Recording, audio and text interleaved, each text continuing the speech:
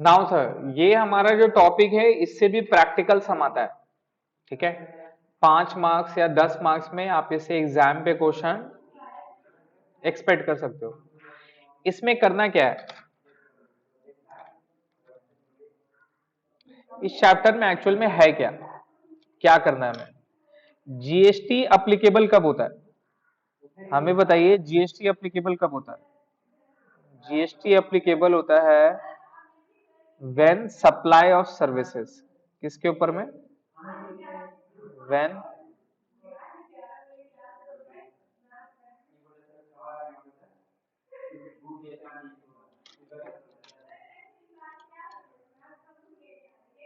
है ना sir, GST applicable होता है व्हेन सप्लाई ऑफ गुड्स या फिर सर्विसेज, राइट।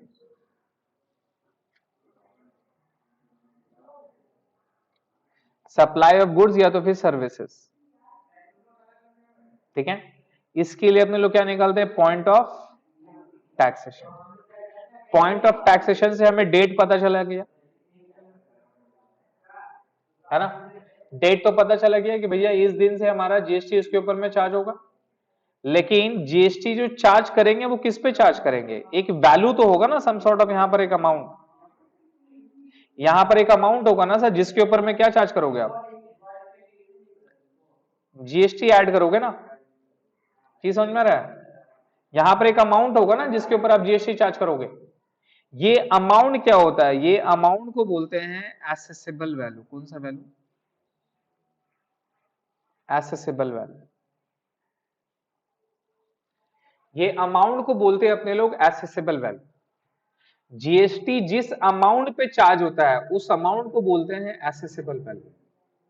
तो हमें क्या करना है, हमें basically computation of accessible value निकालना है। क्या निकालना है, कंप्यूटेशन ऑफ एसेसिबल वैल्यू निकालना है, जिसके ऊपर में जीएसटी क्या होगा, चार्ज होगा। अब अगर इंटर रहा तो सीजीएसटी, एसजीएसटी, और अगर इंटर रहा तो क्या चार्ज होगा, एसजीएसटी और सॉरी आईजीएसटी।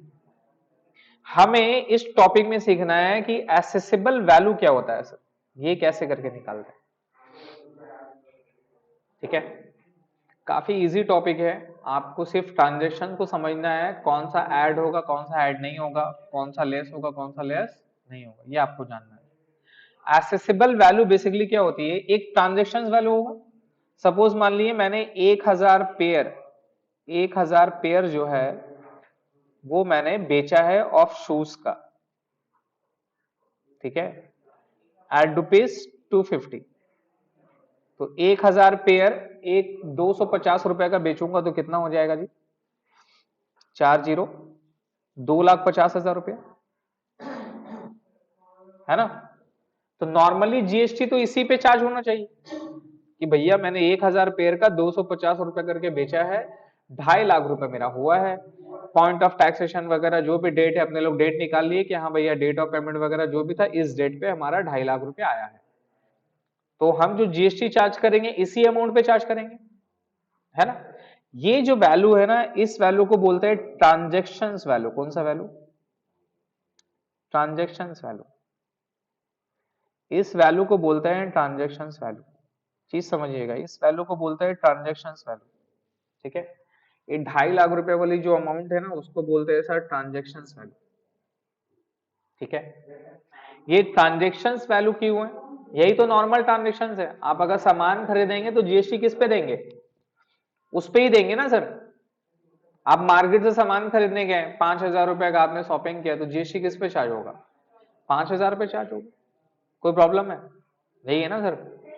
लेकिन ये ट्रांजेक्शन वैल्यू है, एसेसिबल वैल्यू नहीं है।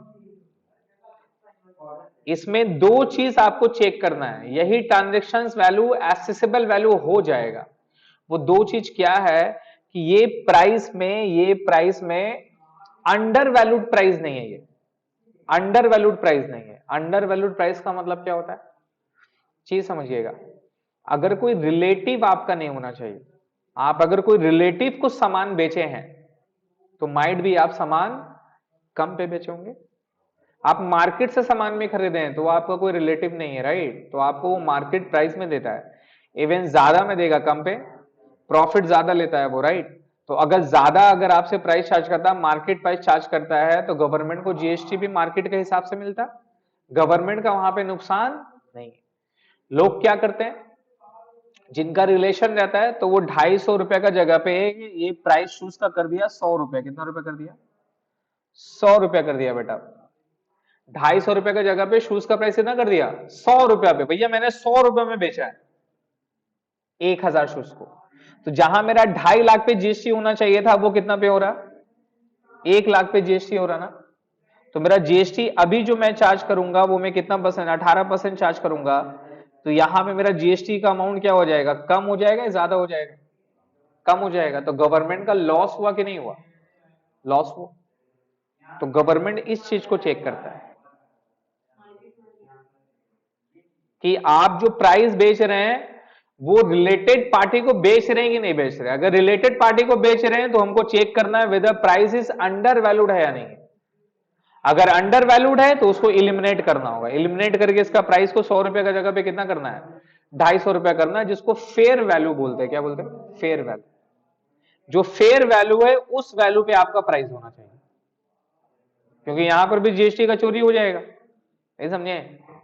आप अगला को 100 रुपए दिखाएं तो जीएसटी का इनवॉइस आपने 100 रुपए पे लिया, बाद में उसने बेच दिया कच्चा पे, तो पूरा तो पैसा कच्चा पे चला गया, उसके पास चला गया। लेकिन गवर्नमेंट को जीएसटी क्या हुआ? कम मिला या ज्यादा मिला? कम मिला, तो गवर्नमेंट यहां चेक करेगा, है ना। दूसरा आपको देखना है कि whether price is the sole consideration होना चाहिए। अब ये सोल कंसिडरेशन क्या है भाई साहब?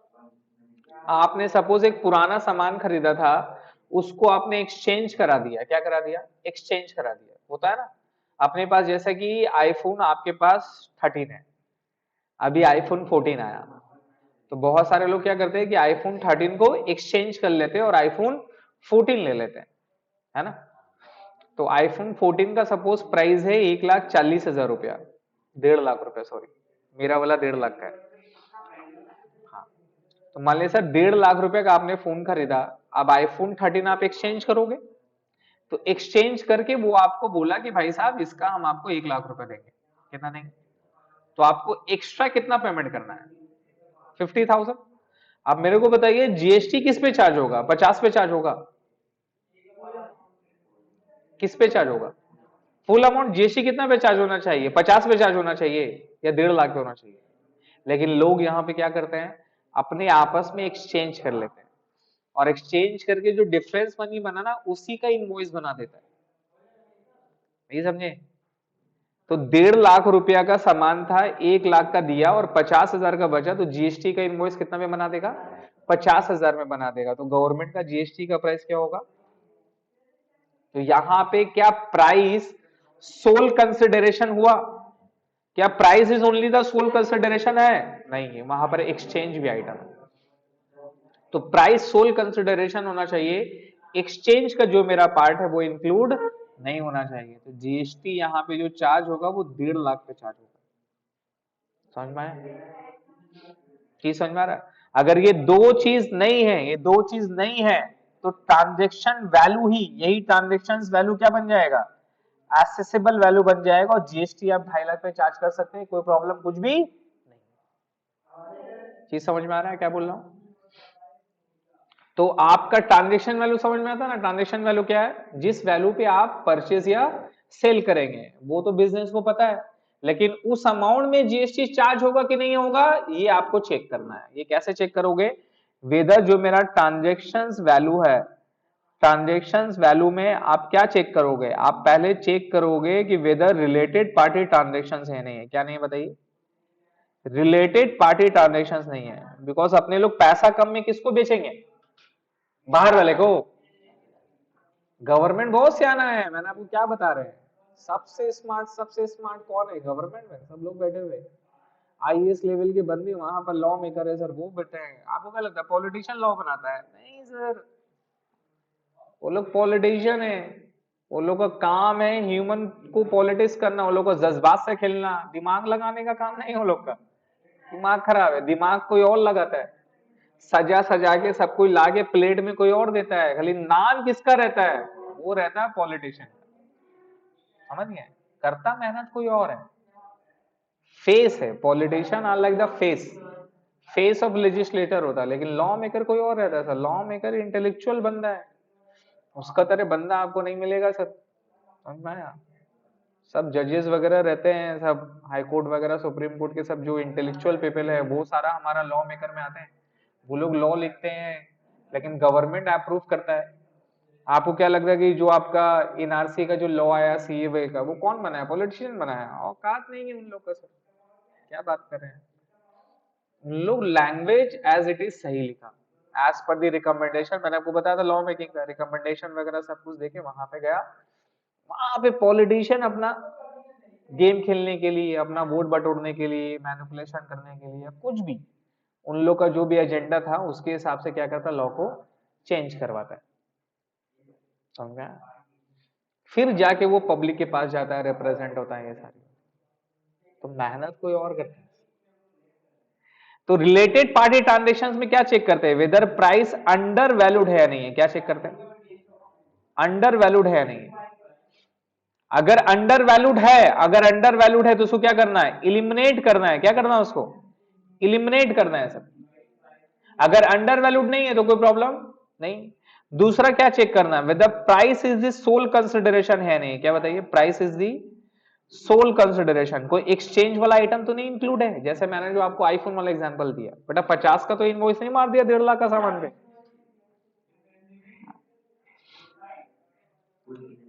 मैंने जीएसटी लिया सर 18%, तो मेरा कॉस्टिंग एक्चुअल में 1.5 लाख नहीं पड़ा ना सर।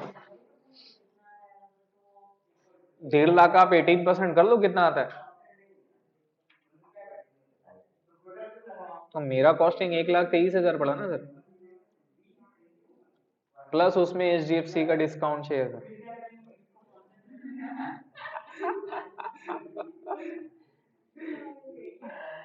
बेवकूफ नहीं हो सर। खैर ठीक है, बेवकूफी किया मैंने। ये देखिए मोबाइल वगैरह का उतना क्रेज नहीं है, बट हाँ ये फोन पसंद आया। एग्जैक्टली पॉइंट यही। मैं अपना वन प्लस चला रहा था, 4 से 5 साल हो गया था, अच्छा खासा चल रहा था, थोड़ा बहुत हैंग करा रहा था, उसका टाइम हो गया था। फिर सुना कि आईफोन हैंग नहीं करता है, तो लिया मैंने। मैं आईफोन 12 लेने वाला था, क्योंकि 14 लॉन्च हुआ तो 12 का प्राइस बहुत कम हो जाता है ना सर। तो हमको लगा था कि 30-40 हजार 50 हजार में मिल जाएगा, ठीक है। लेकिन जब 14 का 3 कैमरा देखा, वो और मस्त है ना। प्लस अपने लोग पिकनिक में गए तो फोटो एक से एक आया नहीं आया। तो कहीं ना कहीं फोटोग्राफी वगैरह ये थोड़ा सा एक पैशन है मेरे में, तो देखते हैं क्या कर पाएंगे। देखिए सर, अगर price is the sole consideration है या नहीं है, अगर है तो उसको हटाना पड़ेगा, और नहीं है तो कोई प्रॉब्लम नहीं। अगर नहीं रहेगा तो यही मेरा ट्रांजेक्शन वैल्यू क्या बन जाएगा? Accessible value. क्या बन जाएगा? चीज क्लियर है? इसी को क्या बोलेंगे? Accessible value. ठीक है, कोई प्रॉब्लम? यहां तक समझ में आया? ऑनलाइन वाले नहीं समझ में आ रहे तो पूछिए। ऑनलाइन वाले यहां तक समझ में आया सर?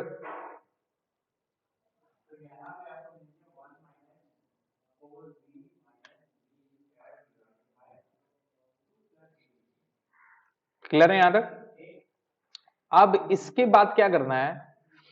अब आप देखोगे ना, अब आप देखोगे जब गुड्स आप सेंड करते हैं, जब गुड्स आप सेंड करते हैं ना, तो उसके साथ साथ और भी बहुत सारा खर्च होता है। ये तो एसेसिबल वैल्यू आपने निकाल लिया, चेक कर लिए, लेकिन इस एसेसिबल वैल्यू के साथ कुछ कुछ वैल्यू और भी ऐड होता है, और कुछ जबरदस्ती का ऐड किया जाता है। एग्जाम्पल, जब भी आप सामान अगर जैसा ऑर्डर करते हैं, जैसा कि मैंने अभी इसको ऑर्डर किया, ये वाली मान ली कि मैंने अभी सामान अमेजन से ऑर्डर किया, राइट। तो it is like cover up है। ये एक आईपैड था मेरा, उसका कवर है, कवर खराब हो गया था, तो सर मैंने ये कवर मंगाया। मैंने ये सिर्फ कवर मंगाया था और कुछ नहीं मंगाया था, ठीक है। लेकिन ये कवर के साथ साथ में और क्या खर्चा ऐड हुआ बताइए?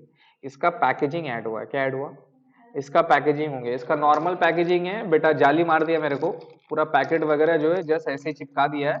बट नॉर्मली किस में आता है, अमेजन का जो रैप रहता है ना, वो रैपिंग पैकेजिंग पे आती है, राइट। ये तो सस्ता में मार दिया मेरे को, कंप्लेंट ठोकेंगे, देखते हैं।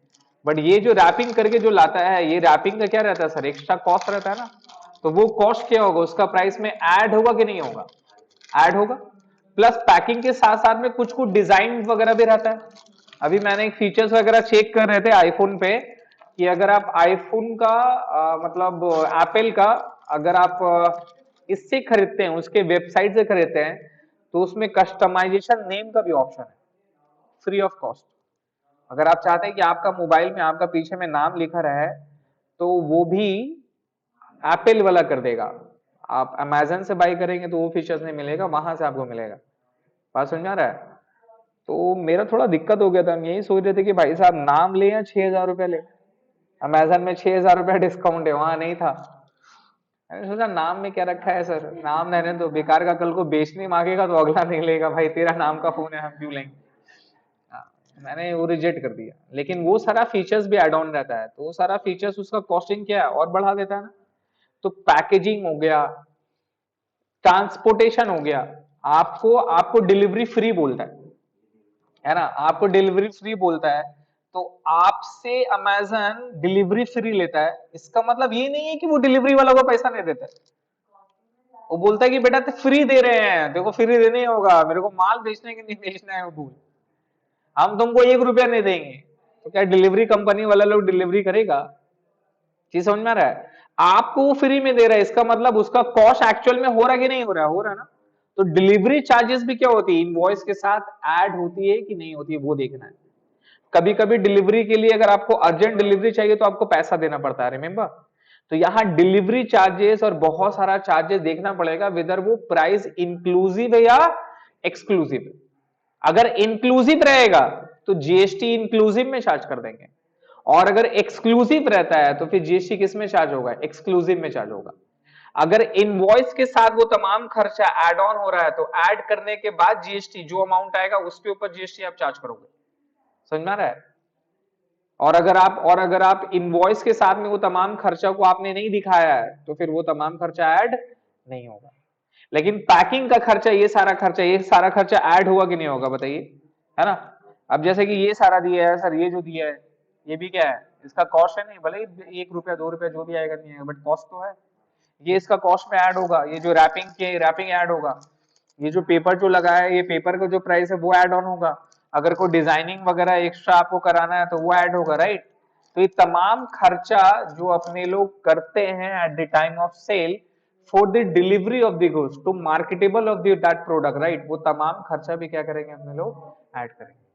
क्लियर है। तो हमें इसके बाद इसमें समझना है कौन सा खर्चा ऐड होगा, कौन सा खर्चा ऐड नहीं होगा। क्लियर है, बस ऐड ले समझना अपने को, और कुछ नहीं जानना है। एक एक खर्चा को रीड करना है, रीड करके समझना है कौन सा ऐड होगा कौन सा ऐड नहीं होगा। कोई प्रॉब्लम, ऑनलाइन वाले समझ में आया सर। पढ़िए क्या लिखा है, जीएसटी लिवाइड किस में होता है सर, पढ़िए। GST levy on value of supply, in other word GST is equal to किसके ऊपर निकालते हैं, assessable value into GST rate. क्या है sir, assessable value into GST rate. अपने को यहां पे इस चैप्टर में एसेसिबल वैल्यू निकालना है। Section 15 of the CGST act provide for the determination of accessible value. कौन सा वैल्यू, एसेसिबल वैल्यू। हमें एसेसिबल वैल्यू निकालना है sir. The main crux of section 15 is that accessible value shall be the transactions value, GST payable on transactions value at which goods are supplied. समझे, meaning of accessible value क्या, accessible value shall be the supply shall be the transactions value होगा, which is the price actually paid or payable for the said supply of goods or services or both. जैसा price देखिए, ये सारा सामान वो manufacturer किया, उसको बेच दिया कितने रुपए में, 150 रुपए, 200 रुपए, 80 रुपए में। तो ट्रांजेक्शन वैल्यू को ही एसेसिबल वैल्यू बोल देंगे। जिसको जितना में बेचा, accessible value shall be the same. लेकिन इसमें कंडीशन है, चेक करिए क्या कंडीशन है। बोला कि accessible value shall be the transaction value, जो मेरा ट्रांजेक्शन वैल्यू है वही एसेसिबल वैल्यू हो जाएगा। कब होगा, जब supplier and recipient of the supply are not related person, कौन सा पर्सन? Related person. जब सप्लायर और रिसिपिएंट जो दो बंदा आपस में ट्रांजेक्शन कर रहा है वो लोग दोनों रिलेटेड पर्सन नहीं है ना। और रिलेटेड पर्सन का मतलब क्या हुआ? Family, blood relation. दोस्त दोस्त रिलेटेड पर्सन है क्या? नहीं। दोस्त और अच्छा वाला दोस्त वो लोग रिलेटेड पर्सन है क्या? गवर्नमेंट वो लोग को नहीं मानता, गवर्नमेंट वो लोग को नहीं मानता। जो फेसबुक में है लीगल पेपर में नहीं है, गवर्नमेंट उसको नहीं मानता। समझ गए? भले ही जितना फेसबुक का स्टेटस में लगा लो, दिल चांद दरिया जो भी आप दिखा दो, जो भी अगला को बस समझा दो, वो आपके लिए, गवर्नमेंट के लिए नहीं। गवर्नमेंट लीगल पेपर मानता है। आप शादी किए, रजिस्ट्रार ऑफ मैरिज में आप सर्टिफिकेट लिए, थंबनेल जो लगाते हैं ना। अच्छा, एक ना कंफ्यूजन है, आप जो शादी करते हैं जो निकाह है, कबूले कबूले जो आप बोलते हैं, that's the mandatory of religion perspective, not government. वो रिलीजन के एतबार से आपका निकाह हुआ, आपका शादी हुआ, राइट। लेकिन गवर्नमेंट के लिए जो थप्पा लगता है, देखते होंगे काजी आता है बेटा लेके लंबा ऐसा साइन करवाता है, माँ बाप का नाम लिखाता है, आप अपना थप्पा लगाते हैं। भले ही आप लिटरेट पीपल लेकिन फिर भी धब्बा लगता है, राइट। वो इसलिए नहीं बिकॉज आप पढ़े लिखे नहीं, इसलिए नहीं, आपका फिंगरप्रिंट के लिए। उस बेसिस में करके फिर आपका रजिस्ट्रेशन मैरिज सर्टिफिकेट निकलता है। वो मिल गया, इसका मतलब आप लीगली हस्बैंड वाइफ है, गवर्नमेंट उसको मानता है रिलेटेड पार्टी, आपका फेसबुक का स्टेटस को नहीं, है ना। Engage relationship, inner relationship, engage, वो सब नहीं मानते। इसके अलावा जितना भी ब्लड रिलेशन है, आपका एंसेस्टर, आपसे जितने भी ऊपर, आपसे जितने नीचे, आपके जितने भी ब्लड रिलेटिव वगैरह हो गए, कजन वगैरह, सिस्टर्स हो गए, ये सारा लोग को रिलेटेड पर्सन बोलता है। तो बोलता है सप्लायर और रिसिपिएंट रिलेटेड पर्सन नहीं होना चाहिए, पहला बात जो मैंने आपको समझाया, राइट। बिकॉज इससे क्या होगा, जो प्राइस है उसका वैल्यू कम हो जाएगा। प्राइस अगर कम में आप बेच लोगे ना, कम में बेचोगे तो गवर्नमेंट को जीएसटी कम मिलेगा, तो यहां चेक करना है। दूसरा बोलता है price must be the sole consideration of supply. बोलता है जो प्राइस है ना, वो सप्लाई का सोल कंसिडरेशन होना चाहिए सर। प्राइस जो है वो सप्लाई का सोल कंसिडरेशन, मतलब एक्सचेंज वाला जो मैंने आपको एग्जांपल दिया वो नहीं होना चाहिए। क्लियर है? हाँ। बायर एंड सेलर दोनों ही अनरिलेटेड पार्टी हो और प्राइस के अलावा कुछ भी ना ले, कुछ भी ना ले। क्लियर हो गया? याद आएगा? ये दोनों चीज चेक कर लेंगे, ये एसेसेबल वैल्यू हो गया। अब यहां से जो पॉइंट अपने को पढ़ना है सर क्या है, inclusion in assessable value, the value of supply shall include. एक एक करके रीड करेंगे, इसको याद रखना है। Value of supply shall include, क्या इंक्लूड होगा sir? Any taxes, duty, sales, fees, charges levied under any law other than GST and compensation cess. Mark कर लेंगे, ये पहला वाला पॉइंट है। तो टैक्सेशन में क्या बोला सर? कोई भी tax, cess, law, fees other than GST, other than GST. तो जो मेरा एसेसिबल वैल्यू था, इसमें आप ऐड करोगे, क्या ऐड करोगे? All taxes, all taxes except, except क्या है? जीएसटी एंड कंपेंसेशन सेस, जो कि मेरा जीएसटी में आता है, राइट। ये दोनों को छोड़ के जितना भी टैक्सेस अगर ऑलरेडी चार्ज हुआ है वो सारा ऐड कर दोगे आप। समझ में आ रहा है? जीएसटी निकालते समय वो सारा चीज को ऐड कर देंगे। क्लियर हो गया? तो अगर किसी सामान पे ऑलरेडी सेंट्रल सेल्स टैक्स कटा हुआ है, म्युनिसिपल टैक्स है, इंटरटेनमेंट टैक्स है, वो सारा उस वैल्यू पे क्या हो जाएगा? ऐड हो जाएगा। उस पे भी जीएसटी चार्ज हो जाएगा सर। तो गवर्नमेंट का देख रहे हैं, फिर भी बोलता है मेरे पास पैसा नहीं है, मेरे पास पैसा नहीं है। वर्ल्ड बैंक के सामने आते दो दो दो दो पैसा दो।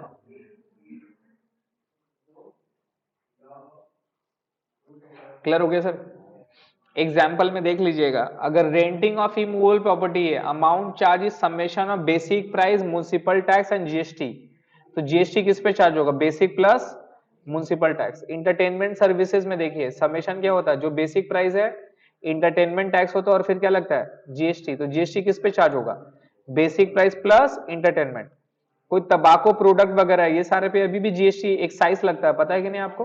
अभी भी लगता है, बिकॉज इसका प्राइस को बढ़ाने के लिए। क्योंकि गवर्नमेंट का लॉजिक क्या है कि बेटा जो चीज खतरनाक है सेहत के लिए खत्म तो नहीं कर सकते, लेकिन इतना महंगा कर दो, इतना महंगा कर दो कि अगला का खरीदने में ही बर्बाद हो जाए।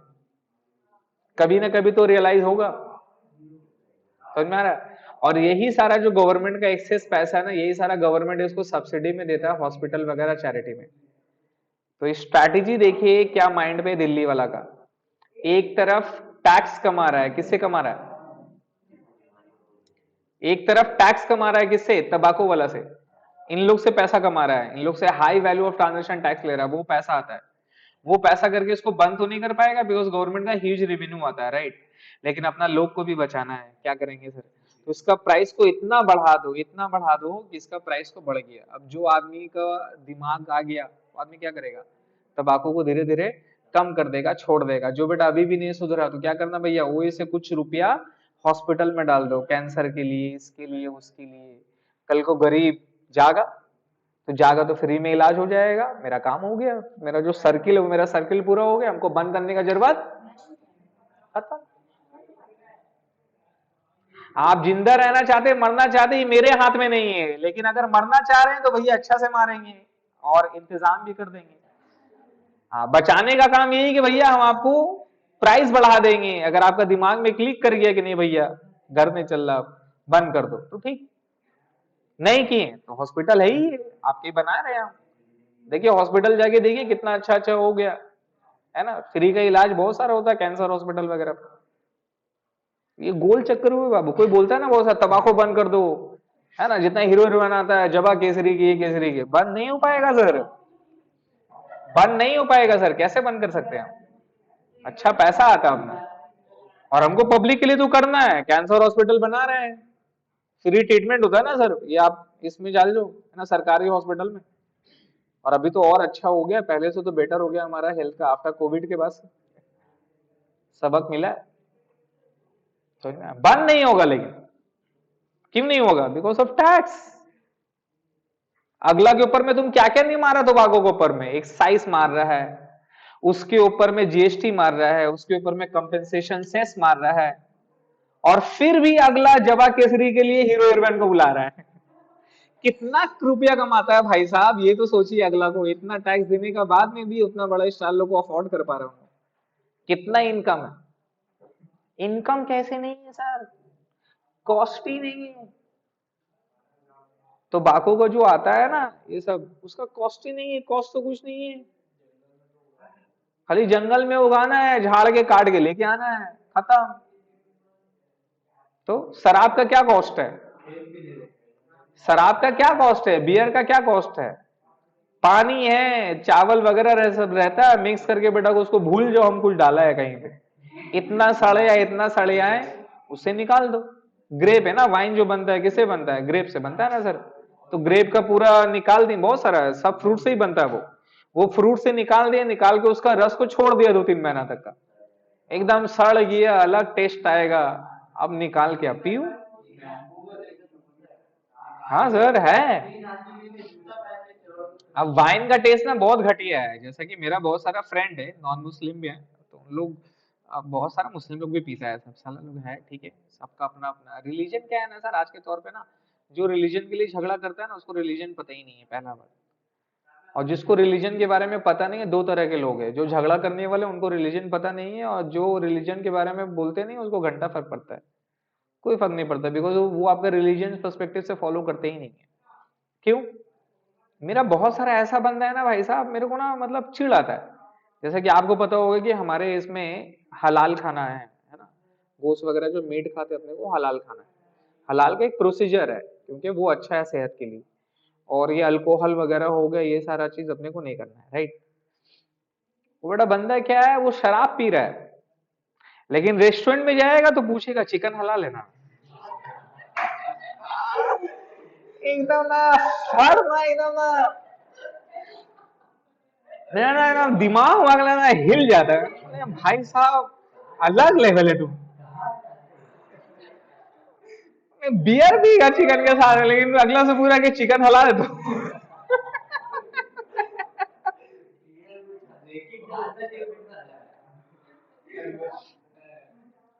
वैसा ये सारा गंदगी है सर। तो ये सारा ना माइंड के लोग से ना हंसी आता है जो सुनते हैं ऐसा करते हैं, तो गलत चीज है ये चीज। करना है तो पूरा करिए सर।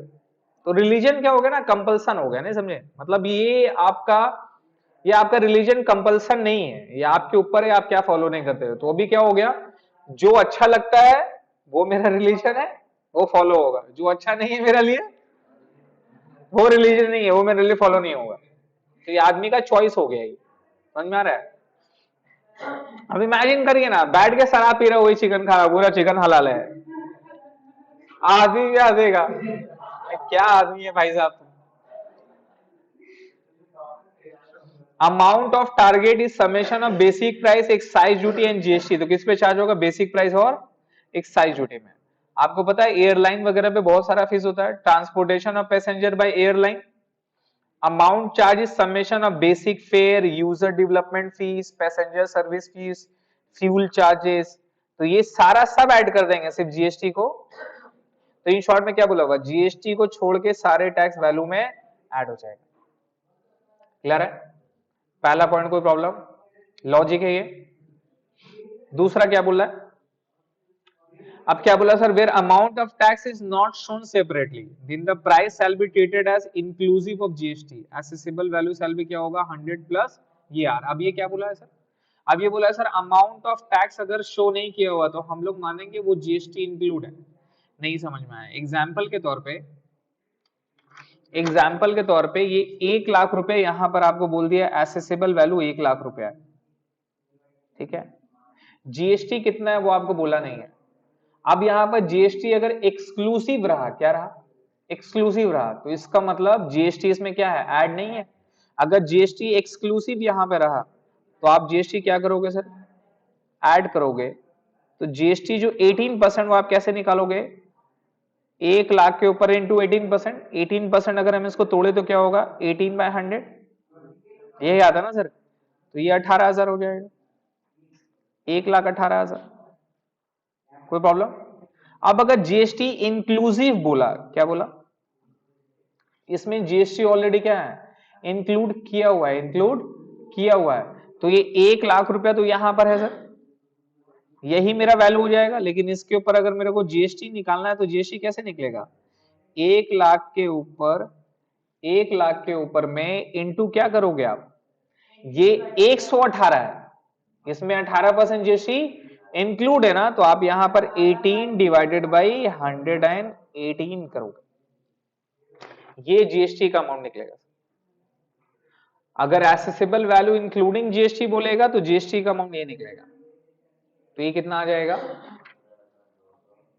15,205। तो ये पैसा जीएसटी आ जाएगा, याद रहेगा। अब इससे लेस कर देंगे, अब इससे लेस कर देंगे तो वो मेरा एसेसिबल वैल्यू क्या हो गया, एक्सक्लूडिंग जीएसटी। जीएसटी ऐड करेंगे तो मेरा जोड़ के कितना आ जाएगा सर, 1 लाख रुपया आ जाएगा। चीज क्लियर है? तो क्वेश्चन में अगर अमाउंट में इंक्लूडिंग या एक्सक्लूडिंग वर्ड कुछ नहीं बोला रहा तो क्या मानिएगा, इंक्लूडिंग मानिएगा। वही चीज यहां पर बोला। अब रेट का आर इसलिए दिया हुआ बिकॉज कुछ जरूरी नहीं है कि रेट मेरा क्या रहे 18% ही हो, 5% वाला आइटम रहेगा तो क्या करोगे आप, इंटू 100 डिवाइडेड बाय 105, वो एसेसेबल वैल्यू निकलेगा। और जीएसटी का अमाउंट के लिए क्या करना है, इंटू 5 डिवाइडेड बाई 105। तो यहाँ पे टोटल वैल्यू मेरा 1 लाख था। एसेसेबल वैल्यू अगर हमको डायरेक्ट निकालना रहा तो कैसे निकालेंगे, 1 लाख इंटू 100 डिवाइडेड बाय 118, कितना आता है,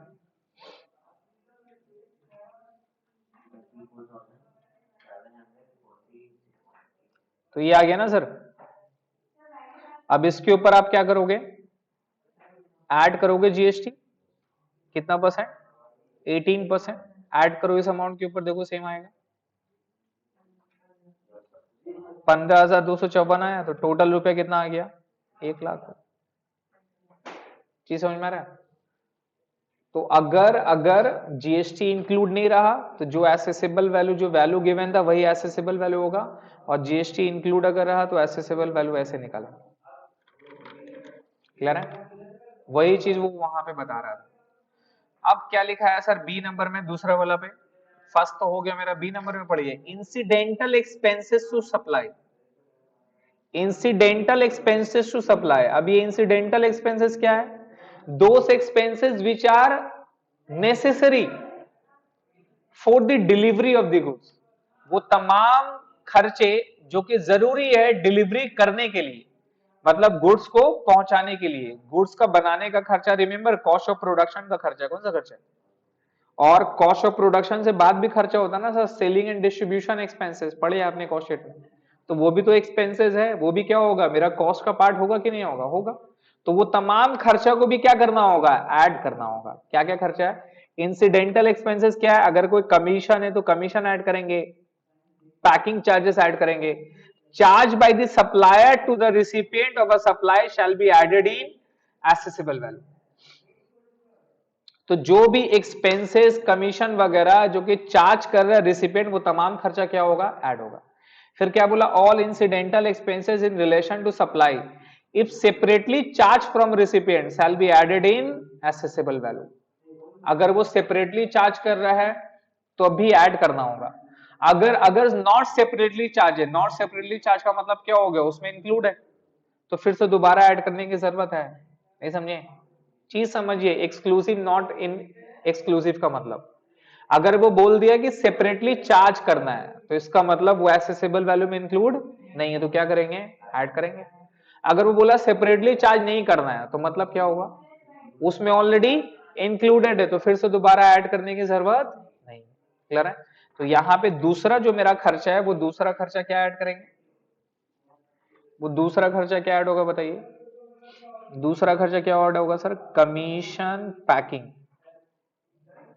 कमीशन पैकिंग, इसको वर्ड में हम क्या बोलना है, इंसिडेंटल एक्सपेंसेस। कौन सा एक्सपेंसेस, इंसिडेंटल। इंसिडेंटल समझ में आ रहा है, जो जरूरी है उसको पहुंचाने के लिए, वो तमाम खर्चा commission packaging expenses separately charge, separately charge. अगर सेपरेट चार्ज नहीं रहा तो इसका मतलब ये इनवॉइस वैल्यू में मेरा ऑलरेडी क्या है, इंक्लूडेड है। आप जब अमेजन से सामान खरीदते हैं, अमेजन से सामान खरीदते हैं तो मुझे बताइए, उसमें डिलीवरी फ्री दिखाता है, लेकिन डिलीवरी तो होगा, तो डिलीवरी तो कॉस्ट है।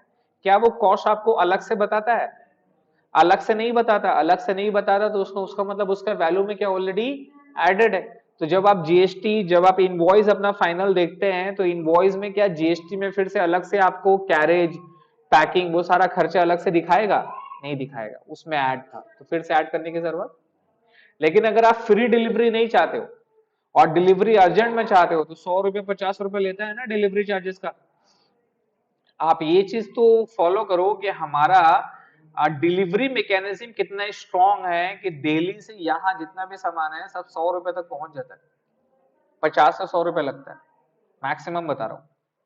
तो 50 से 100 रुपये में अगर आप सेपरेटली चार्ज देखोगे तो आप जब इनवॉइस देखते हैं तो इनवॉइस में क्या होता है, टोटल सामान का वैल्यू प्लस जो डिलीवरी चार्जेस है वो भी क्या हो जाता है, ऐड हो जाता है, उसके बाद में जीएसटी निकलता है। तो सेपरेटली चार्ज बोलेगा तो फिर क्या करेंगे, यहाँ पे ऐड करेंगे। और अगर सेपरेटली चार्ज नहीं बोला है, इसका मतलब वो एसेसिबल वैल्यू के साथ इंक्लूसिव है, तो फिर ऐड करने की जरूरत नहीं है। चीज समझ में आया, कोई प्रॉब्लम। तो ये खर्चा ऐड होगा।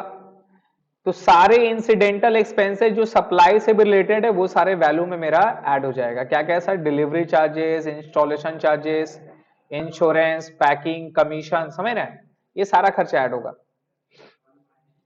इसके अलावा obligation of supplier bond by the recipient, obligation of supplier bond by the recipient. अब ये क्या है, ये क्या है, बोला कि सप्लायर का कोई कंडीशन है जिसको बियर करेगा रेसिपिएंट, जिसको क्या बियर करेगा, रेसिपिएंट। अभी जैसा कि रिसेंटली मैंने एक मतलब कि सेकेंड हैंड एक मंगाया, ये जो एयरपॉड है ये मैंने सेकेंड हैंड खरीदा, ठीक है, बिकॉज वो मेरे को सही नहीं लग रहा था कि भाई 25,000 22,000 का एक हेडफोन लूं। लेकिन जो दूसरा फोन का जो मेरा ये था ना कनेक्शन, ये ब्लूटूथ का, ये उसमें कनेक्ट नहीं हो रहा था, काफी प्रॉब्लम होता है जब आप ट्रैवल करते हैं, नहीं करते हैं तो अब हर वक्त फोन नहीं निकाल सकते हैं, तो ये सारा थोड़ा हैंडी यूजफुल है। अब देख रहा हूँ भाई कोई और अगर मैं हेडफोन लूंगा तो उसके साथ होता नहीं, अब एप्पल का एयरपोर्ट्स ही लेना है। अब 22,000 रुपए का एयरपोर्ट्स है भाई साहब, अब साला 22,000 बहुत बड़ा रकम है बॉस, है ना। सीए भी पैसा कमाते इसका मतलब ये थोड़ी ना आराम का पैसा बड़ा खर्च करते रहो, नहीं भाई साहब वो लग्जरी नहीं है मेरा इसमें। तो मैंने क्या किया, इसको सेकेंड हैंड मंगाया। ठीक है, सेकेंड चीज समझिएगा, मैं आपको प्रैक्टिकल इस चीज से मैं आपको बता रहा हूँ जो कि मेरा रिलेवेंट हुआ। अब ये एक ऑनलाइन में सर्च करेंगे, एक सही वैल्यू बोलकर एक साइट है जो कि सेकेंड हैंड बेचता है, ओएलएक्स की तरह है। ओएलएक्स में लोकल मिलता है, आपको कोऑर्डिनेट करना पड़ता है, बट वो कंपनी है जो कि सेकेंड हैंड सामान अच्छी वाली बेचती है। तो ये वारंटी वाली सामान मुझे मिल गई, ये मुझे अराउंड 8,000 रुपए का वहां पे दिखा ऑनलाइन पे। अब फर्स्ट टाइम मैंने उससे बाई कर रहा था। अब 8,000 रुपया, ये 22,000 का एयरपॉड है, एयरपॉड प्रो है, ये 8,000 रुपये में मुझे वहां पे मिला। अब मैं उसे 8,000 रुपये ले रहा हूं, बट मेरे दिमाग में एज अ बायर ये क्लिक रहेगा कि भैया जेन्युइन है कि नहीं। अगर मैं पेमेंट कर दिए और ये मुझे पैसा, ये मुझे गुड डिलीवर्ड किया कि नहीं किया। तो अब क्या करते हैं, साइट पढ़ते हैं, उसके बारे में रिव्यू पढ़ते नहीं पढ़ते। मैंने रिव्यू वगैरह पढ़ा, सब ओके था। प्लस ये वारंटी वाला भी सामान था, अब जल्दी भी रहता है कि कहीं ना कोई और खरीद ले, राइट।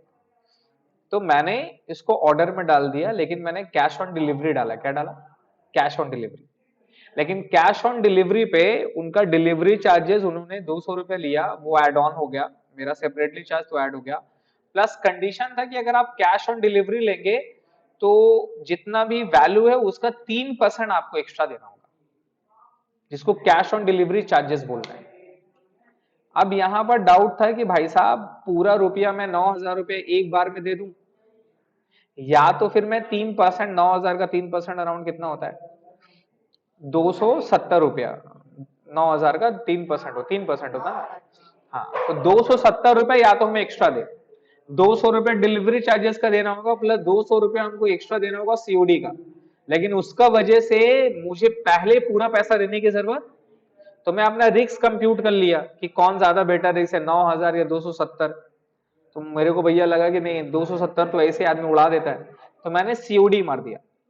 ठीक है, अब जब इनवॉइस रेज होगा, अब जब इनवॉइस रेज होगा तो उसमें क्या रेज होगा बताइए, 200 रुपए डिलीवरी चार्जेस होगा, प्लस सीओडी का 200 चार्जेस भी एक्स्ट्रा ऐड होगा, जो कि किसको देना है, चीज समझ में आ रहा है, ये हमको देना है सर। तो ये सप्लायर का ऑब्लिगेशन था, पेमेंट कौन किया, रिसिपेंट पेमेंट किया। तो ये जो वैल्यू है ये भी इनवॉइस प्राइस में क्या हो जाएगा, ऐड हो जाएगा। और जीएसटी जो आप दोगे टोटल 9,000 प्लस 200 प्लस 270, ये टोटल वैल्यू पे जीएसटी चार्ज होगा। चीज समझ में आया, इसी चीज को बोलते हैं supplier obligation paid by the recipient. Clear हो गया, अच्छा एग्जांपल था सर, माइंड में क्लिक हो गया। अच्छा, ये वारंटी वाले में भी बैटरी बैकअप थोड़ा दे देता है, डेली का एक एक दिन तो दे ही देता है। नहीं नहीं, और सही वैल्यू लिंक सेंड कर देंगे, सही वैल्यू बोल कर। क्लियर है सर। तो obligation of supplier bond by the recipient, समझ में आया। तो ये ऑब्लिगेशन क्या करोगे आप, ऑब्लिगेशन, ऑब्लिगेशन समझ में आएगा ना, ये वाला एग्जांपल से, ऑनलाइन वाले समझ में आ रहा है सर। ऑब्लिगेशन ऑफ सप्लायर, अगर रिसिपेंट बॉन्ड नहीं करेगा तब ऐड करेंगे क्या, तब ऐड नहीं, क्यों ऐड होगा। अगर मैं रिस्क लेता ऑनलाइन वाले पे तो ठीक था। अब सेकंड वाला मैंने कुछ और भी एक सामान मंगाया था, शायद याद नहीं है, तो उसमें मैंने डायरेक्ट पेमेंट कर दिया ऑनलाइन, सिक्योर हो गया। क्योंकि उनका सर्विस अच्छा था, उन्होंने क्या किया, जैसे ऑर्डर दिए तो व्हाट्सएप में नोटिफिकेशन आ गया, वहां से एक कॉल आया, तो वहां से लोग कॉल किया, कॉल करके कंफर्म किया, प्रोडक्ट वगैरह भी मेरे को बताया कि सर ये प्रोडक्ट है, कंफर्म करवाया प्रोडक्ट, डिस्पैच करने के बाद में भी एक व्हाट्सएप का मैसेज आया। तो काफी अच्छा लगा उनका प्रोसीजर वगैरह। तो मैंने बोला कि भाई जेन्युइनिटी है तभी तो लोग इतना मेहनत कर रहा है, राइट। तो उनका जेन्युइन पर्पस ऑफ बिजनेस था। फिर मैंने फेथ पे पूरा पेमेंट कर दिया, बिकॉज 300 रुपये भी रुपया होता है, बच गया है।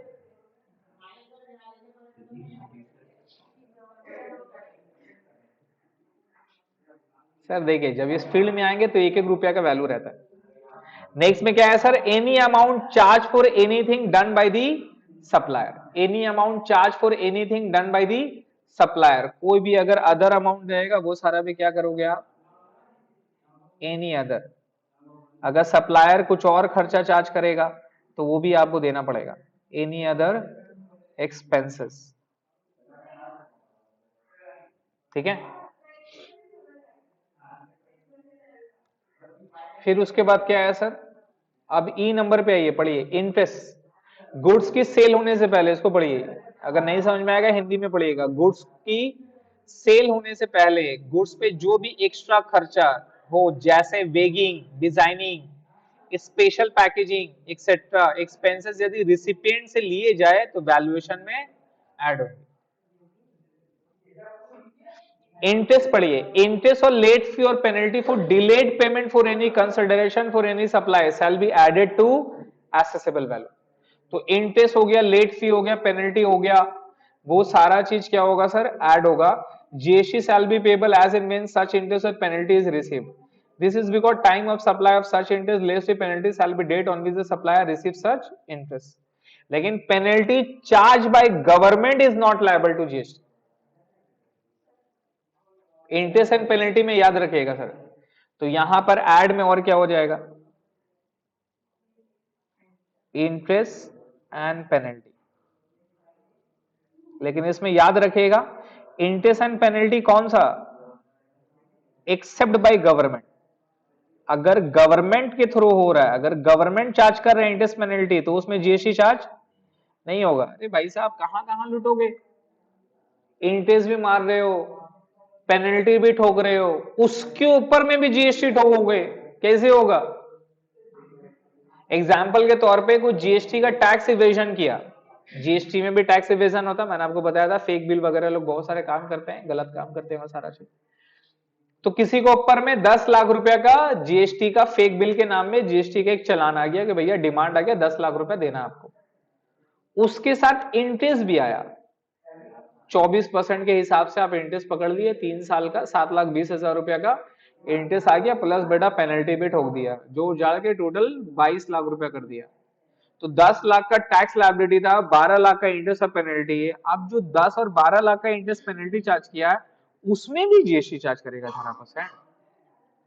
मतलब जीएसटी का ऊपर में इंटरेस्ट, उसके बाद पेनल्टी, फिर उसके ऊपर में जीएसटी, फिर उसमें इंटरेस्ट पेनल्टी। क्या भैया लूट लो तुम ही, काम करें किडनी मेरा गिरवी रख लो, बेच दो।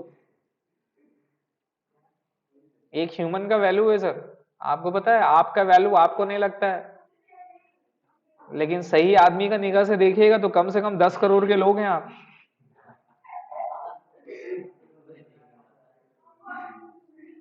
बोला तो होगा, सही आदमी के निगाह से देखेंगे तो 10 करोड़ के लोग हैं आप, एटलीस्ट 1 मिलियन तो कहीं नहीं है। Eyes, heart, kidney, lungs, value है सर। किसी किसी का रेयर आइज रहता है तो अलग डिमांड है उसका। कहाँ है आप?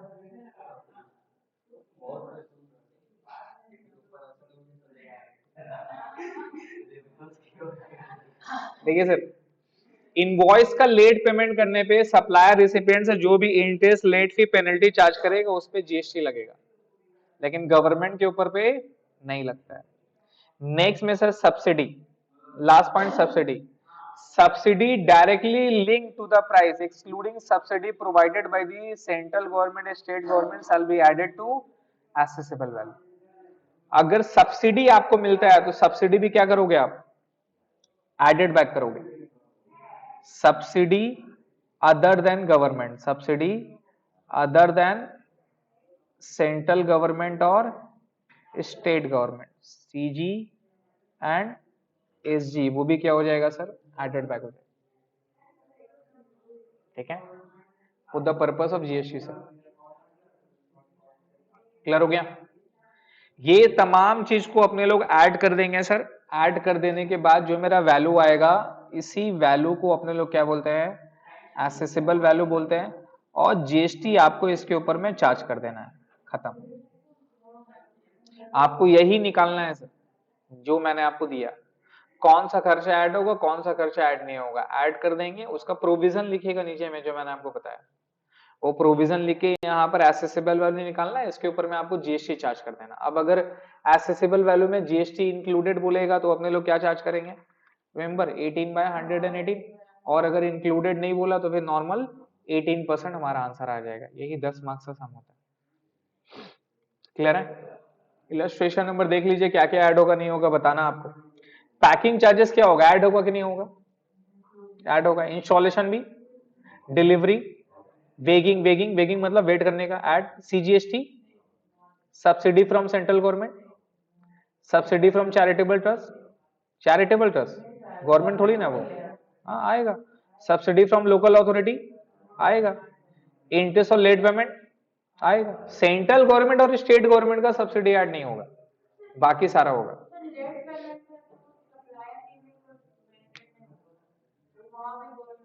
इनवॉइस के साथ नहीं होगा, जब बाद में आपको इंटरेस्ट फीस करते हैं तो ऐड होता है। बैंक से जो इंटरेस्ट आपका चार्ज होता है, फीस चार्ज होता है, देखिए उसमें जीएसटी भी ऐड होता है। हाँ पहले नहीं था ना। इलस्ट्रेशन नंबर 2 सर पढ़िए, इस तरह का सम देता है आप लोग को 10 मार्क्स में, इंपॉर्टेंट है sir. A limited, a registered supplier, is manufacturing taxable goods. Very nice example, sir. Thank you so much, Prerna Daga ji. A registered supplier is manufacturing taxable goods. It provides the following details of taxable inter-state supply made by it for the month of March. Inter-state supply, हाँ sir. अब क्या बोला sir? Manufacturing करता है taxable goods को। List price of the goods supplied inter-state exclusive of taxes, मतलब tax include, ये तो आएगा 15 लाख रुपए, है ना। फिर क्या बोला? Following amounts are separately charge, तो ऐड होगा। सेपरेटली चार्ज तो मतलब ऐड, नॉट सेपरेटली चार्ज बोलता तो मतलब ऑलरेडी एडेड। चीज क्लियर है? Subsidy receive from central government for supply of taxable goods to government school, ये क्या होगा? आएगा नॉन इंक्लूडेबल। अच्छा, अब ये अगर इंक्लूडेड बोल देता है, नॉट सेपरेटली चार्ज बोल देता है, तो इसका मतलब ये ऑलरेडी क्या है? इंक्लूडेड है। तो क्या करना होता है? समझ में आ रहा खर्चा? तो यहां गंदगी ये सारे मैंने आपको बता दिया, जो जो ऐड होगा, जो जो ऐड नहीं होगा। अब अगर इंक्लूडिंग बट बोल दिया कि नॉट सेपरेटली चार्ज, इसका मतलब क्या है? वो प्राइस में 15 लाख में इंक्लूड था, तो जो इंक्लूड नहीं होना चाहिए था उसको क्या करना है? लेस कर देना।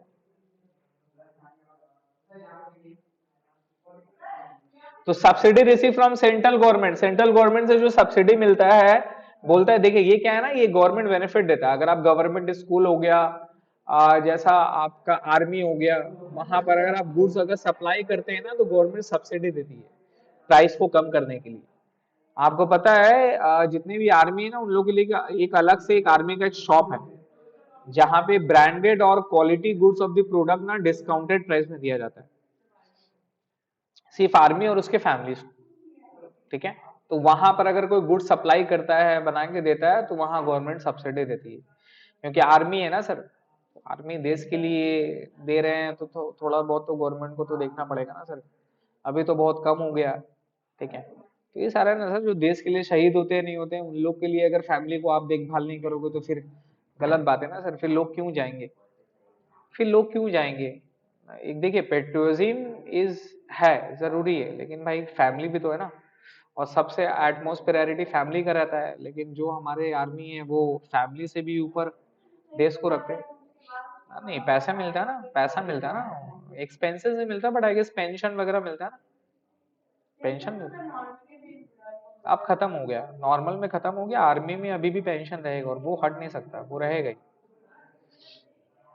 नेक्स्ट में क्या बोला? Subsidy receive from NGO for supply of taxable goods to old age home, ये वाला ऐड होगा sir. Tax levied by municipal authority, remember सिर्फ जीएसटी और कंपेंसेशन स्टेट नहीं आता, ये आएगा sir. Packing charges sir add होगा sir. Late fee paid by the recipient for supply of delay payment of service, ये भी ऐड होगा sir. List price of the goods take into account to subsidy received. However, other charges, taxes or fee charged to the customer over and above list price. ठीक है भैया। Calculate value of taxable supply और GST निकालना है आपको 18%। क्या बोला हुआ? नॉट इंक्लूडेड इन, उस प्राइस में इंक्लूड नहीं है। तो 15 लाख रुपया था सर, जो जो ऐड होना था ऐड कर दिए, एसेसेबल वैल्यू निकल गया। अब इसके ऊपर में जीएसटी, यहाँ एक और आंसर होगा, जीएसटी पेबल। क्या लिखें यहाँ पर लिखो जीएसटी पेबल। एक और नीचे में कॉलम होगा जीएसटी पेबल, ये भी निकाल के दिखाना। और जीएसटी पेबल कितना हो जाएगा? 15 लाख। किसके ऊपर निकलेगा? 15,91,000 के ऊपर। इंक्लूडेड बोला था, नॉन इंक्लूडेड है? नॉन इंक्लूडेड है, तो 18/100, 18/100 निकाल दो।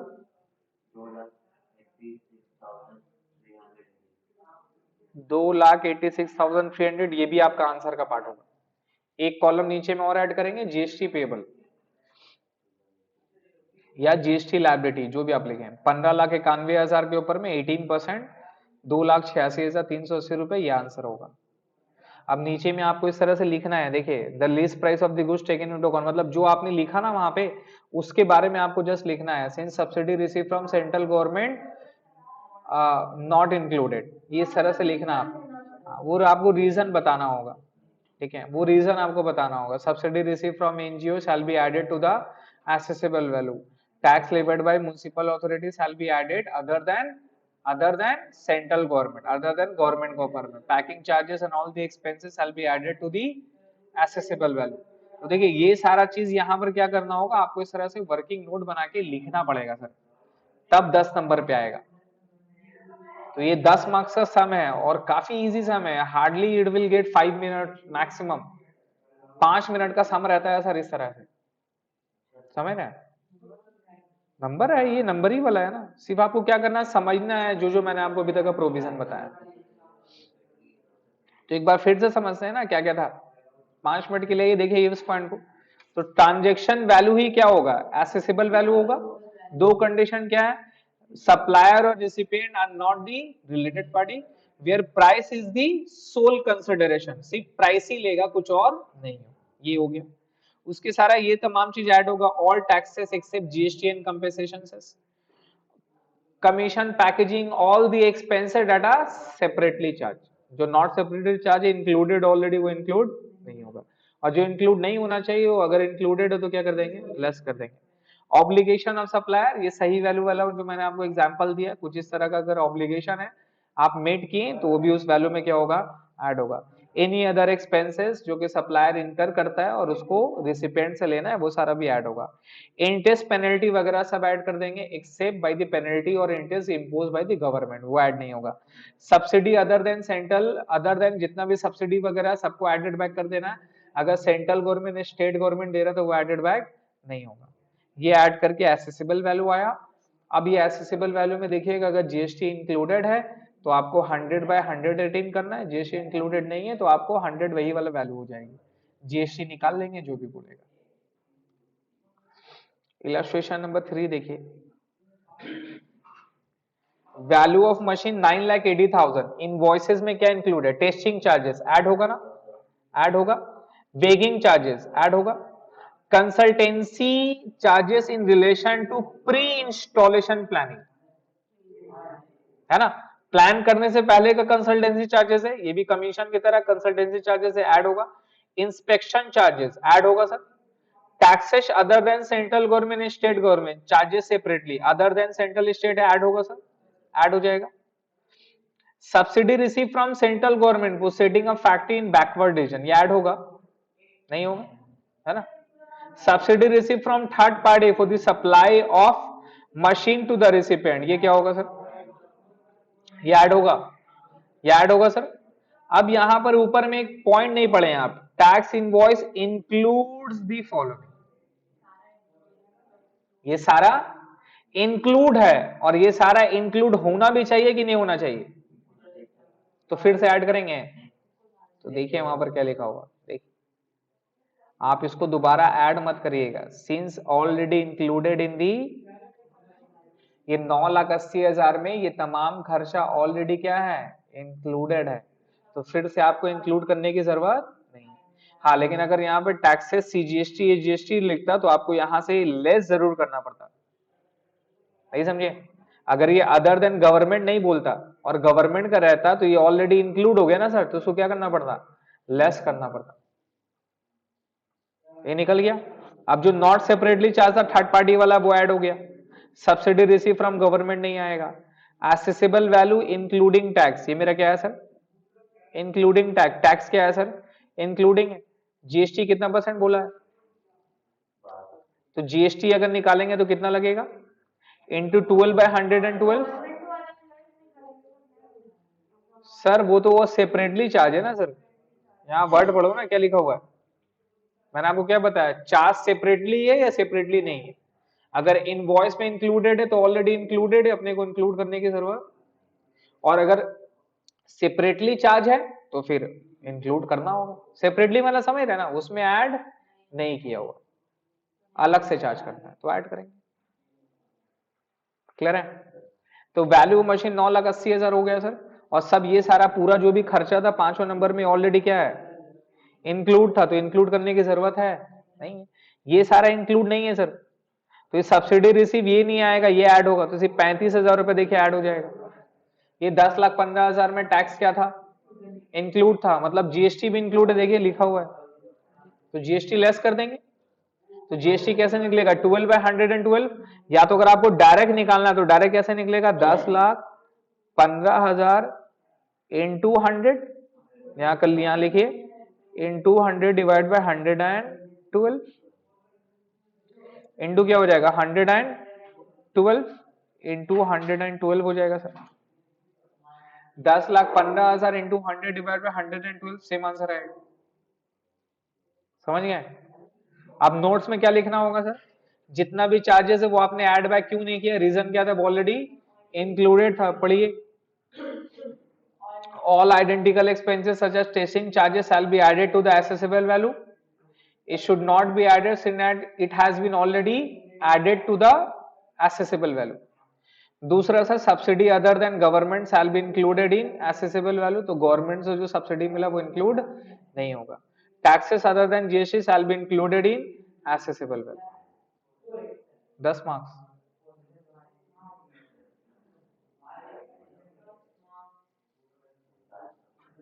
इलस्ट्रेशन नंबर 4 देख लीजिए। वैल्यू ऑफ मशीन 10 लाख है, included the following, including the following, तो पैकिंग चार्जेस ऐड होगा, ऐड हो चुका है, कुछ करना नहीं है। Packing charges, weighing charges add होगा, ऑलरेडी एडेड है, कुछ नहीं करना है। Other charges not incidental to supply, supply से इंसिडेंटल रिलेटेड नहीं है, तो ये खर्चा ऐड होगा। ऐड होना चाहिए कि नहीं होना चाहिए, नहीं होना चाहिए, लेकिन ये ऑलरेडी एडेड हो चुका है, तो क्या करना होगा, देखिए लेस हो गया। आराम से समझिए, ये ऐड नहीं होना चाहिए लेकिन ये ऑलरेडी एडेड है, तो क्या करेंगे, लेस कर देंगे। Taxes other than central state government charge separately bye the supplier, ये चार्ज सेपरेटली किया तो क्या होगा, ये ऐड होगा। ये चार्ज सेपरेटली किया लेकिन हमारा वैल्यू ऑफ मशीन में क्या है, ये सारा चीज इंक्लूड है, तो इंक्लूड तो होना ही था। अगर इंक्लूडेड है तो फिर से इंक्लूड करेंगे क्या, नहीं करेंगे। समझ गए? जो इंक्लूड था इंक्लूडेड है, कुछ नहीं करना है। जो इंक्लूड नहीं होना चाहिए था वो इंक्लूडेड है, तो लेस कर देंगे। जो इंक्लूड नहीं होना चाहिए था और इंक्लूडेड नहीं है भी, तो कुछ नहीं करेंगे। क्लियर है? ये एसेसेबल वैल्यू निकल गया। अब इसमें टैक्स क्या है सर, इंक्लूड है, तो टैक्स कैसे निकालेंगे, टैक्स कितना परसेंट है, तो ये इसका मतलब 112 है ना सर, तो जीएसटी कैसे निकलेगा, इंटू 12 डिवाइड बाई 112, लेस करके ये हमारा टैक्सेबल सप्लाई निकल जाएगा। आपको अगर डायरेक्ट निकालना है ये एसेसेबल वैल्यू, तो assessable value equal to direct कैसे निकलेगी बताइए, 9,60,000 इंटू 100 और जीएसटी लेके कितना था, डिवाइडेड बाय 100, 18 तो क्या करते, डिवाइड बाय 118। क्लियर है? हो जाएगा, हो जाएगा। अब सब तो अपने लोग ऐड में सीखे थे, लेस में समझना है, लेस। अपने लोग डिस्काउंट भी तो देते हैं कि नहीं देते हैं, बट डिस्काउंट में दो तरह का डिस्काउंट होता है, एक होता है ट्रेड डिस्काउंट, एक होता है कैश डिस्काउंट। तो ट्रेड डिस्काउंट रहेगा तो लेस कर देंगे, बिकॉज ट्रेड डिस्काउंट कहां पे होता है, इनवॉइस के साथ होता है। कहां पे होता है, इनवॉइस के साथ होता है। लेकिन कैश डिस्काउंट आप कब देते हो, जब पैसा मिलता है, और पैसा आपको सेम डे पे नहीं मिलता, बाद में मिलता है। तो कैश डिस्काउंट में याद रखिएगा, मतलब डिस्काउंट अलाउड में याद रखिएगा, लेस कब होगा, अगर इनवॉइस में उसका मेंशन किया हुआ है तो लेस कर देंगे। अगर इनवॉइस में मेंशन नहीं है तो लेस। इनवॉइस में ना मेंशन किया रहता है 5% discount if the amount has been paid within 15 days, लिखा रहता है कि अगर आपने 15 दिन के अंदर में पेमेंट कर दिया तो 5% अमाउंट डिस्काउंट देंगे। तो अगर उस बंदा ने पेमेंट बाद में किया ना, तो इनवॉइस का पैसा लेस करोगे आप, और जो जीएसटी का जो अमाउंट था ना वो आप उसको रिवर्स कर दोगे। क्या कर दोगे, जो डिस्काउंट का जो जीएसटी का पैसा उसको आप क्या कर दोगे, रिवर्स कर दोगे। क्लियर है? तो ये फंडा यहां पर याद रखिएगा। ये देखिए, इसको पढ़िए, discount at the given time of supply, तो क्या हो जाएगा, लेस हो जाएगा। ड्यूली, यहां ड्यूली है, ड्यूटी नहीं होगा, ड्यूली रिकॉर्डेड इनवॉइस लेस हो जाएगा। Post supply discount, post supply का मतलब क्या हो गया, सप्लाई कर देने के बाद में डिस्काउंट। अपने को पैसा रिसीव करने के लिए लालच देते हैं ना भाई, लालच नहीं देते हैं, दे देना लालच, क्या बोलते हैं कि सर अगर आपने 15 दिन के अंदर में पैसा दे दिया तो 5% और डिस्काउंट नहीं। तो लोग क्या करते हैं, 5% डिस्काउंट लेने का लालच में आके क्या करता है, आपको पैसा पेमेंट कर देता है। तो अगर ये बात इनवॉइस में लिखा हुआ था तो लेस हो जाएगा, अगर इनवॉइस में मेंशन नहीं है तो लेस नहीं। वही चीज बोला, अगर पोस्ट सप्लाई डिस्काउंट है, सप्लाई देने के बाद में डिस्काउंट है, अगर इनवॉइस में रिकॉर्डेड नहीं है तो क्या होगा, लेस नहीं होगा। और अगर इनवॉइस में रिकॉर्डेड है, credit note debit note issue किए, वहां पे लिखा हुआ है, ठीक है, तो फिर क्या करना होगा, लेस करना होगा। कोई अदर केस में फिर से लेस नहीं होगा। खत्म। इलस्ट्रेशन नंबर 5 पढ़िए। Ace Limited sold 10,000 units of which list price is rupees 80, list price 80 रुपया, 80 रुपया करिए। Apart it charge packing charges rupees 5 per unit, added होगा। Outward handling charges rupees 1 per unit, delivery charges at rupees 2 per unit, ठीक है। ये धर्मादा, ये मेरे को थोड़ा सा आज तक समझ में नहीं आया क्या है ये, मैंने आज तक इनवॉइस में कभी देखा नहीं है। ये धर्मादा भी समझ जाइए, ये प्राइस में एक एडिशनल ऑफ टैक्सेस वगैरह कुछ बोलकर ये भी एडेड होता है। तो धर्मादा आप कहीं पर देखोगे तो इसको भी ऐड करोगे। Weighing charges rupees 1 per unit, ये भी ऐड होगा। Trade discount on list price में ये लेस होगा कि नहीं होगा sir. Cash discount offer to the client at 5% off list price after trade discount.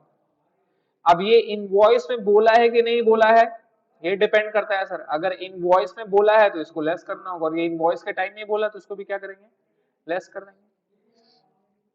अब ये लीस्ट प्राइस पे बोला है सर, तो लीस्ट प्राइस 10,000 इंटू 80 रुपया कितना हो जाएगा, 8 लाख। ट्रेड डिस्काउंट सबसे पहले लेस होता है, ये आपको याद रखना है। सबसे पहले क्या लेस करेंगे, ट्रेड डिस्काउंट, फिर सारा ये खर्चा ऐड होगा। तो ट्रेड डिस्काउंट आप क्या कर दिए सर, लेस कर दिए, तो अमाउंट एक्चुअली कितना आ गया, 7,20,000। याद रखिएगा ट्रेड डिस्काउंट सबसे पहले लेस होता है। मतलब ये जो मैं एसेसिबल वैल्यू बनाया, ये एसेसिबल वैल्यू में सबसे पहले क्या लेस होगा, लेस होगा ट्रेड डिस्काउंट, ठीक है।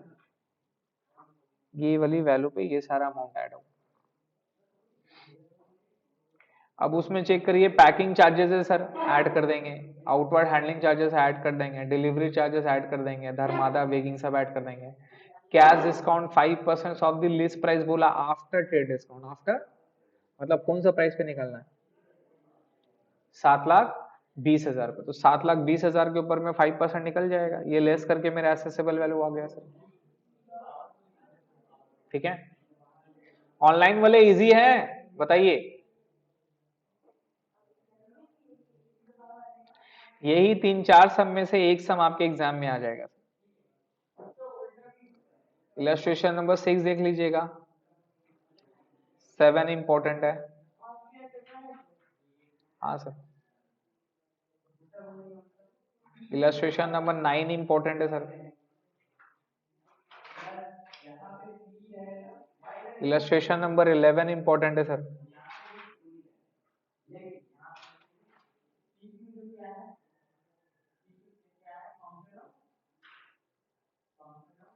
फोर्टीन वगैरह ये सारा पढ़ लीजिएगा, ये सारा शॉर्ट में आ सकता है। इलस्ट्रेशन नंबर 15, 16, एक बार इसको पढ़िए 16 का। इलस्ट्रेशन नंबर 16 क्या है, मेजर एस के Mundra and associates an audit firm based in Kochi undertake an audit assignment of his client base in Chennai. The contract mention about the audit fees of rupees 5 lakh and of an agreement of arrangement of taxi by the client which may worth rupees 15,000, और taxi देगा जाने आने के लिए, ये accessible value निकालना है। तो in the given case taxi charges shall be included in the value of supply, transaction value in the hands of major SS कुंजा कितना होगा, 5,15,000। not only audit fees but the expenditure जो taxi के भी consideration में था, वो भी क्या होगा सर, ऐड हो। ये सारा जरूरत नहीं है, treatment of different, cash coupon कौन, ये सारा याद रखिएगा। फ्री सैंपल वगैरह अपने लोग जो देते हैं ना, उसका भी वैल्यू हमें आईटीसी में नहीं लगती है। अगर फ्री में अगर आप देंगे तो फिर उसमें जीएसटी नहीं लगेगी, ठीक है। और जो कैश कूपन बॉन्ड वगैरह है, एक बार पढ़ लीजिएगा।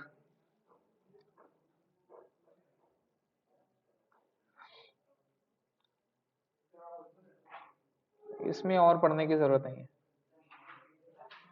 एक्सरसाइज में ही है सर। क्वेश्चन नंबर 11 बनाना है आपको, 12, 13,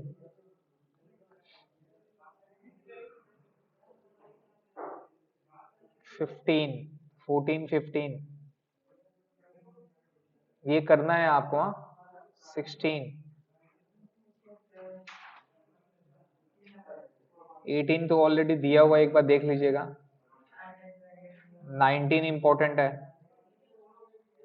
19 इंपॉर्टेंट है। 21 आंसर दिया हुआ है, होप बन जाएगा, ठीक है। क्लियर है। तो ये हमारा एसेसिबल वैल्यू वाली जो चैप्टर थी वो हमारी कंप्लीट होती है।